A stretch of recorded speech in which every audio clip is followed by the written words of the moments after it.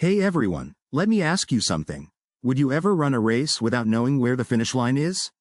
Most of you would probably say no, right? But here's the thing. Whether we realize it or not, many of us are already doing just that in the race of life, especially when it comes to achieving financial stability. We're running endlessly, without a clear goal in sight. But what if I told you it doesn't have to be this way? Today, we're going to define that finish line, to figure out what it really takes to get rich and build a life of financial freedom. So, let's dive in and take control of our journey. First things first, let's define what we're even talking about. When we say someone is rich, what do we mean? Some people think of it in terms of net worth. That's the total value of everything you own, cash, investments, property, minus what you owe, like student loans or credit card debt.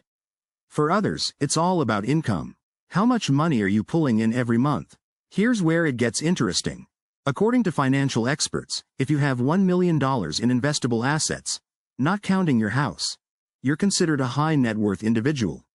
Sounds impressive, right? But is that really enough to feel rich? Let's take it further. A very high net worth individual has $5 to $10 million, and the ultra high net worth category starts at $30 million. Now, let's be real. Most of us aren't hitting these numbers anytime soon. So, does that mean we can't feel rich? Not at all. That's where lifestyle and perspective come into play. Alright, here's a fun fact. When Americans were asked how much money it takes to feel rich, the average answer was around $2.2 million. That's way above the $1 million net worth that financial institutions use to define wealth. Why the gap? It's all about what rich feels like. Having $1 million is amazing, but when you break it down, say you're withdrawing 5% a year from your investments, you're looking at $50,000 annually. Add Social Security or a side hustle, and yeah, it's comfortable. But are you flying first class, buying designer clothes, or hitting up Coachella VIP?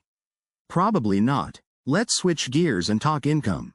To be in the top 10% of earners in the US, you'd need to make about $173,000 a year. The top 5%? That jumps to $342,000. And to crack the top 1%, you're looking at $500,000 or more. Now, here's the wild part. If you live in a major city like New York or LA, $500,000 might not feel that rich. Between taxes, rent, and just keeping up with the high cost of living, a lot of that money is spoken for.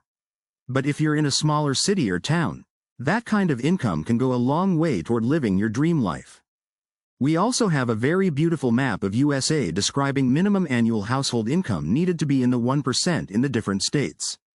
Earning $700,000 a year would put your household in the top 1% nationwide, and well above the middle class, and in any state in the South or Midwest. But that still won't cut it in 7 states. The Northeast dominates the rankings, with 5 of the 10 states with the highest 1% thresholds lying in this region. The average income needed to be in the 1% is $696,358 in these states. Southern states tend to have lower 1% income thresholds, with an average income of $526,592 necessary to be among the top earning households there.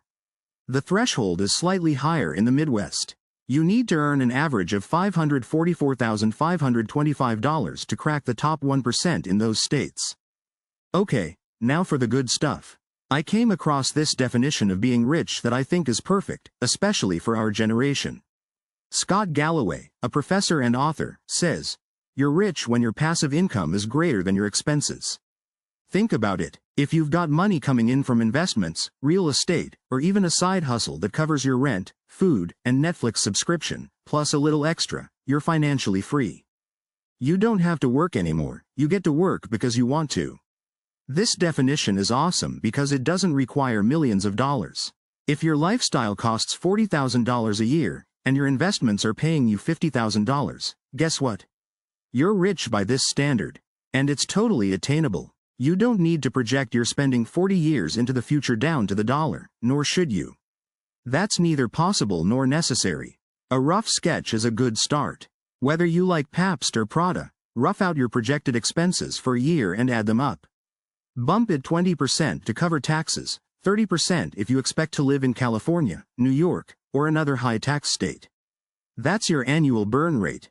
Your objective, and my objective for you, is to secure a passive income high enough to cover it. So how do you make this happen? The first step is simple. Start investing. The earlier you start, the more time compound interest has to work its magic. Next, focus on cutting unnecessary expenses and living below your means. I'm not saying you can't enjoy life, just be smart about where your money goes.